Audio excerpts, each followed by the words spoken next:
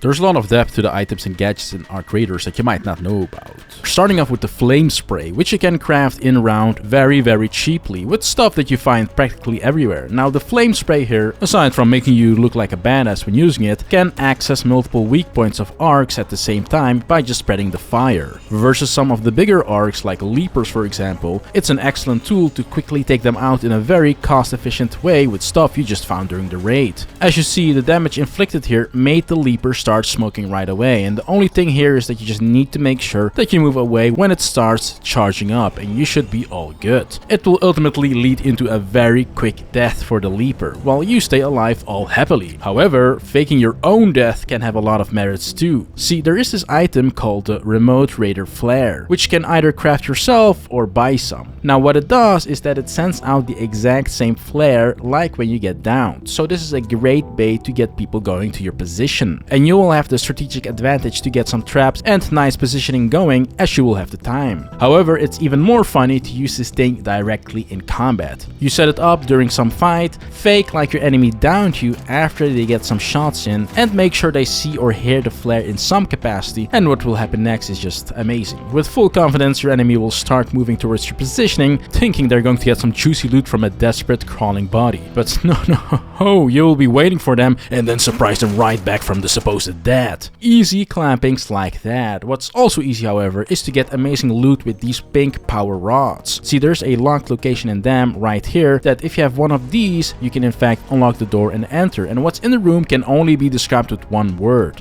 juiciness. Usually wolf packs, epic guns, or just upgraded guns in general, but also for example in this clip I got multiple wolf packs just laying around there and other useful grenades. Then when I went to the lockers, got even more epic stuff like a gun and a key, and it's all thanks to just having one of these power rods in your inventory to unlock this little room that is literally just stacked with amazing loot. 4 pings in one room. Now you might think the power rod is an epic ping thing, so it cannot be that easy to get and unlocking this room is going to be a headache. Wrong. You can just literally craft them in your upgraded workbench, but funny enough is that they also drop from the breachable containers right next to the room as well. And it's in general a good idea to check out breachable containers for these power rods, as they usually drop from them. The best results for this will be in the night. I hope you like the sound of that. Just like how I like the sound of things when I'm using my Raycon Essential Open Earbuds. This video is sponsored by Raycon, and here's a quick word of them before you continue. Keep your ears open and your holiday playlist rolling with Raycon's Essential Open Earbuds. These open ear earbuds let you stay connected to your surroundings while enjoying your favorite music, podcasts, or calls, perfect for a jog, commute, or just kicking back. Thanks to their secure fit, they stay put no matter the various use cases, and they compete very well with the big brands, but at half the price with a 30-day happiness guarantee. I love these and their comfortability, and they come in very handy when I'm working out. Black Friday is around the corner. Raycon audio products are now up to 30% off site-wide. From everyday essentials to the latest releases, it is the perfect time to upgrade your sound or get ahead on gifting.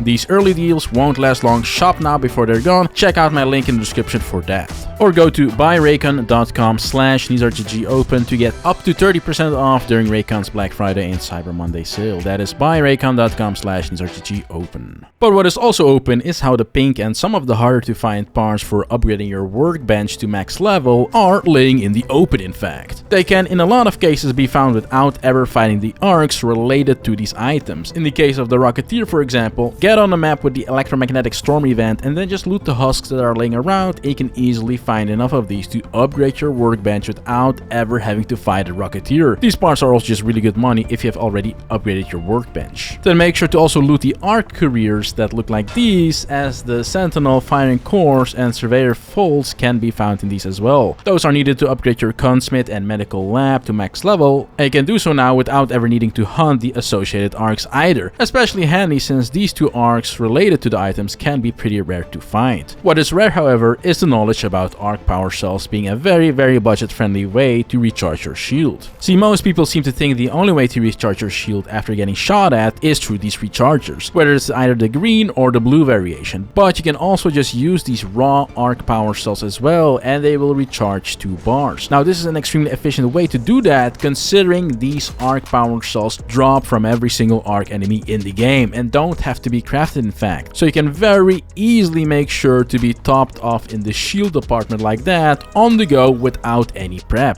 It's a very useful trick if you are on a free loadout, for example, or if you just ran out of shield rechargers. However, running out of ways to kill your enemies with improvised tactics is not a thing in this video when you consider synthesized fuel. See, these red barrel type of things can be looted in many spots or be bought from Celeste as well, in fact, and you can just use them as a sneaky way to blow up your enemies, Ark or other humans, as they are cheap to get, do not require crafting, and a lot of people that like to PvP do not seem to have read the description of this item. They'll just walk next to these totally not suspicious looking red barrels full with fuel like they are their best friends. However, we can take this to the next level as well with wasp drivers. See, these wasp drivers are essentially the same thing as the synthesized fuel item. However, they are much smaller and a lot harder to notice as they definitely blend in with the environment. Literally. Can you detect where a wasp driver is in this clip?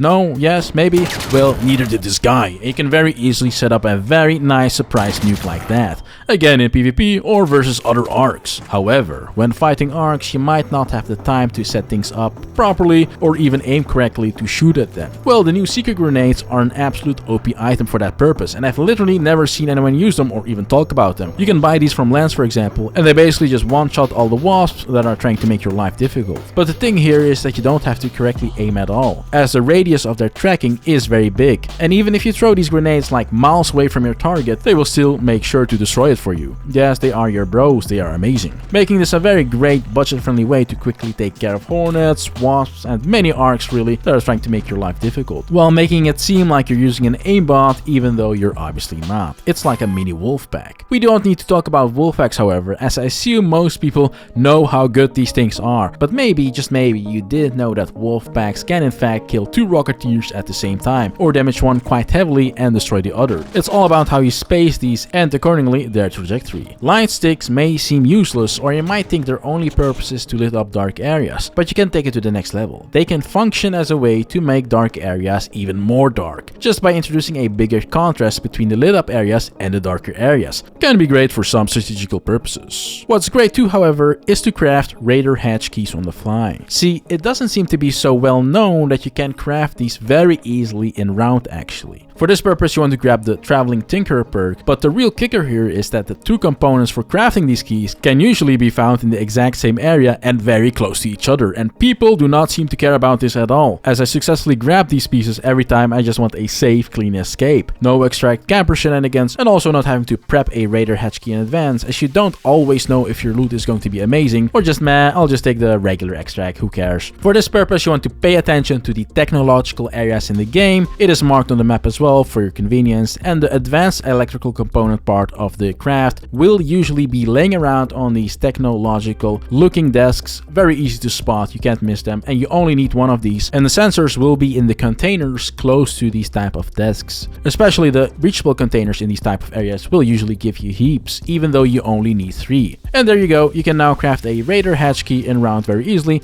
and get a clean exit as a result. However, a clean exit is not going to be a thing for your opponents with the next one on the list. Snitch scanners. See, snitch scanners here can essentially summon 2 wasps for you. Pretty useful for if you do trials that revolve around wasps or flying arcs and you just want to get a bunch of points stacked like that without having to go through all the maps and be safe on the edge of the map. Just stack a inventory full of these snitch scanners by killing the snitches in the wild and then bring them to another raid and kill these wasps over and over for a bunch of points. However, things get a lot more fun when you realize that you can become a real summoner build with these things. Throw a bunch of them out at the same time, everything will then accordingly spawn in at the same time, and you'll essentially get your own army of deadly turrets. And then we combine it with us not just getting shot by them ourselves, no, we command them to attack whatever we want with lure grenades, which is also the next item on the list. See, lure grenades are great because in this example, your arc army can now kill off other arcs or humans like that, and it's a fun, interesting way to play the game. Aside from the combo wombo with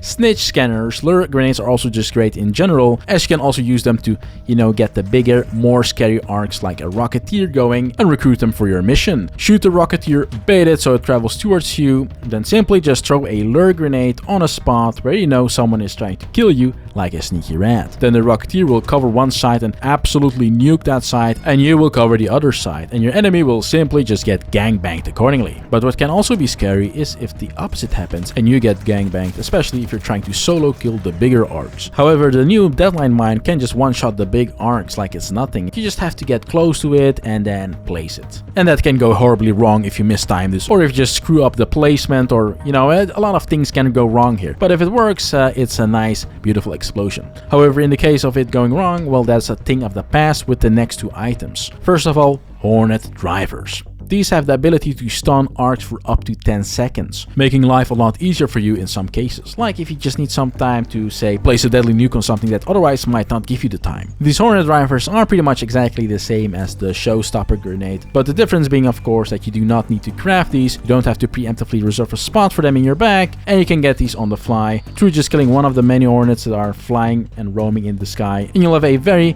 budget-friendly 10-second stun item. But you might want to kill the big arcs in more style. Well, for that we have this item, the most stylish of them all, the Photoelectric Cloak. It's an amazing item that makes you essentially invisible to arcs. Really good for placing, again, set mines, but this time in a very sneaky fashion. You can just literally walk up to the target with your electrical fly swatter here and place the mine in all tranquility, Hitman style. And you can use this cloak for more than just one arc as well, by the way, as it has a meter to indicate how much you can use it, and it actually has quite some durability from my experience. So you can do this for multiple arcs, or in fact also just use it as a disengage tool from hostile arcs targeting you. It works very well for that purpose too, and arcs will accordingly lose their sanity and start shooting in the wild, and you can enjoy your newfound peace. But I also have a question for you. Do you have more cool tricks or fancy ways to use items, gadgets, whatever? Well, definitely let us know in the comments, and also like and subscribe for more Arc Raiders. I'm out. See you in the next one.